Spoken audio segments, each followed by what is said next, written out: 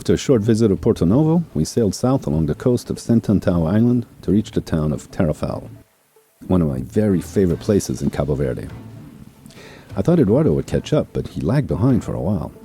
He later told me he felt he was going against current, flowing north near the shore. Meanwhile, I kept a broad reach and was sailing further out into the canal, going with the current flowing south. Eventually, we caught up with Eduardo's story. We have been in Cabo Verde studying most of the islands because we have been making two surveys, one in the north and one in the south. And we have been able to see certain species that we think that they belong or they just stay close to the certain areas or certain islands. So they are more or less resident that we can consider, and some others that they move around. So we have seen in Cape Verde that cetaceans have no boundaries. There is no frontiers for marine mammals. They can move around, so we can see animals that they belong or they stay in the Cabo Verde because they want, but some others they just move around without borders. So that's one of the most striking things besides the multiple species we have been able to see in here. And afterwards, we will continue to the South Atlantic, perhaps Brazil, perhaps another place, another islands.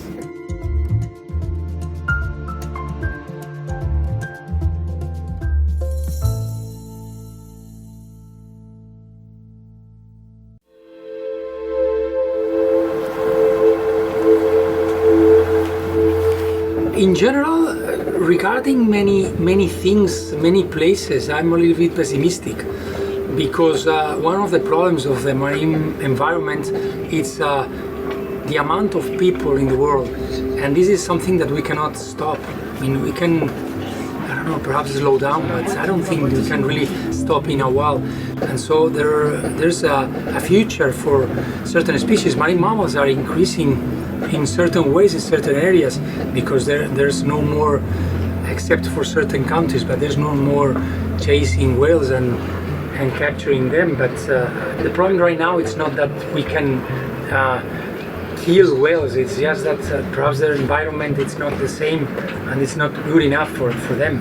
So this is the thing that I'm worried about, and that's why I would like to do it as soon as possible. Otherwise, perhaps it will be late for certain species in certain areas.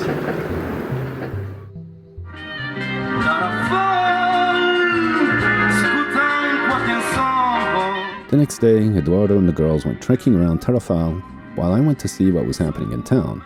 And a lot has happened since the last time I was here a few months ago. Well, I'm back in Tarrafal, and I'm here to just say hello to the people that I know and to show you what they're doing here. This little village is changing. They're putting in a new road and all sorts of things, and it's quite cool actually. Water and all that. I guess it's going to be a cool little tourist spot, but hopefully it won't be like some mass tourism. It'll just be kind of like boutique tourism. Let's hope so. We've seen what has happened to the other islands invaded by mass tourism. Here they make their own bricks, and these are the bags of concrete hauled by the women on their heads to areas inaccessible by car. The steps here are all new, as well as signage. Trekking is the attraction in Santa Antao. There aren't any long white sand beaches like in Sal or Boa Vista. So they're paving the way for trekking tourism with a new paved road from Porto Novo to Tarrafal. It will greatly shorten the now 3+ hour drive on the dirt track. I went to see my friends in a village, and they were playing a game, sort of a dodgeball with a simple tennis ball, a few piled up rocks, and lots of participants.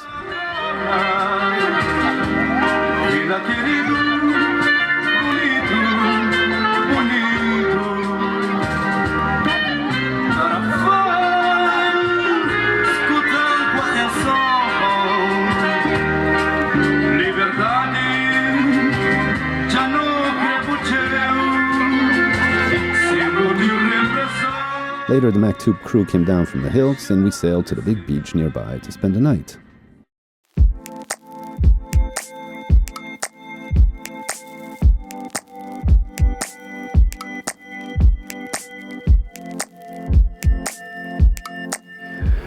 my future plans are keep on going to the best places for marine mammals environment. So I really think that we'll find many places and many people to work with to be able to make a little bit more for these species. Sometimes children are the ones that really love the marine mammals, whales and dolphins, and that it's not so difficult to help improve the environment, to help them to survive. And we have seen that it's much easier to convince and to let children understand what's in play, more than adult people that they are thinking about economy and politics. When we're doing what we're doing, we are always in contact with these young people. So I really think that most of our work, even that we are going to see perhaps the results, but we are just seeing the reaction of the young people and how they are changing their minds. So that's the best way to start a new era for marine mammals or for oceans.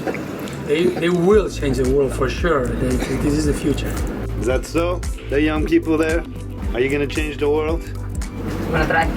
And you think you and all your young friends can save the whales and save the planet? I'm not really optimistic in that way, but I will try it.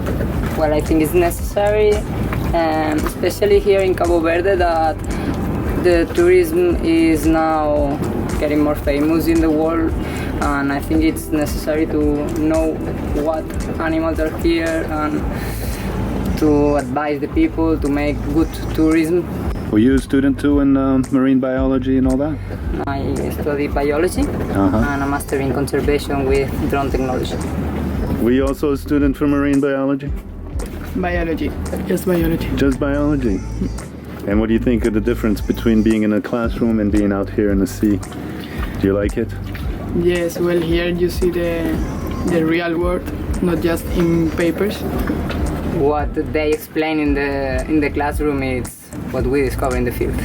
It's a bit Indiana Jones, and I don't know, I think it's necessary people like this, not only in the universities, close in the office.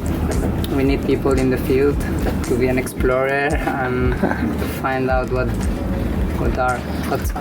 So you want to be an Indiana Jones too? Yeah. You have to be optimistic, please. I'm looking for an optimistic conclusion to this whole skit. Say yes, I'm going to save the world. I'm going to try it. Well, let's hope so. I mean, what is there to lose but everything? So this is the ambience on Maktub in the evening at anchor.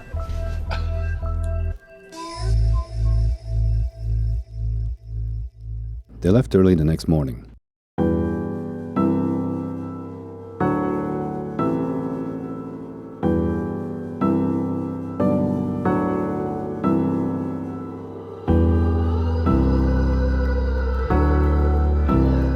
Solitude is no stranger to me. In fact, I like its company. The silence speaks plenty. The scarred land voices its agony of its past, and the sea beats its cadence on the tormented coast. For a few moments, me and Galopin are two insignificant specks in time and place.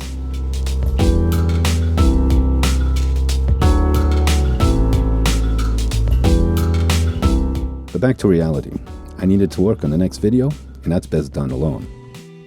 And even here, my solitude wasn't for long. If I let my imagination go, I could see this boat as pirates. But the reality is, there's too much talk about piracy, and next to zero pirates. These guys are just here trying to be significant for their families. At 4 a.m, I headed back across the Salvicente Canal when wind and sea were calm.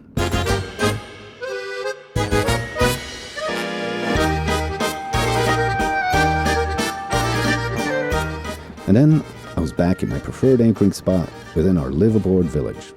Passing of low-pressure systems brought clouds and a few raindrops, and no solar energy. And I could not start my generator since we last used it on the beach. So I went through basic maintenance like adding oil and cleaning the carburetor. It took some time, but I got it going.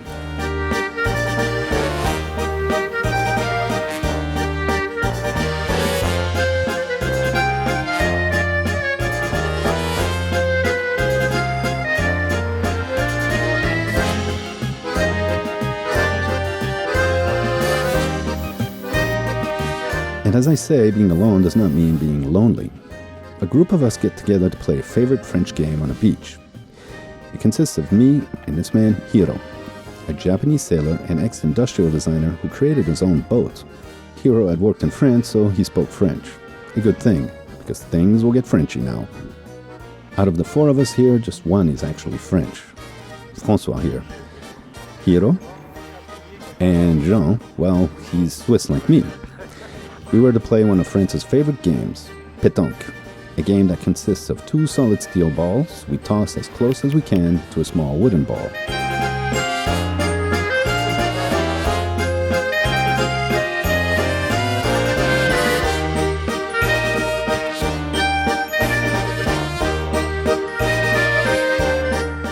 Who's ever closer gets points. We take this seriously. Beers are on the line. And Jean is precisely Swiss, albeit his pirate look. It's all good fun to hang out with old French-style men playing with our steel balls, but it's a little more exciting to discover more with my younger Cape Verdean friends.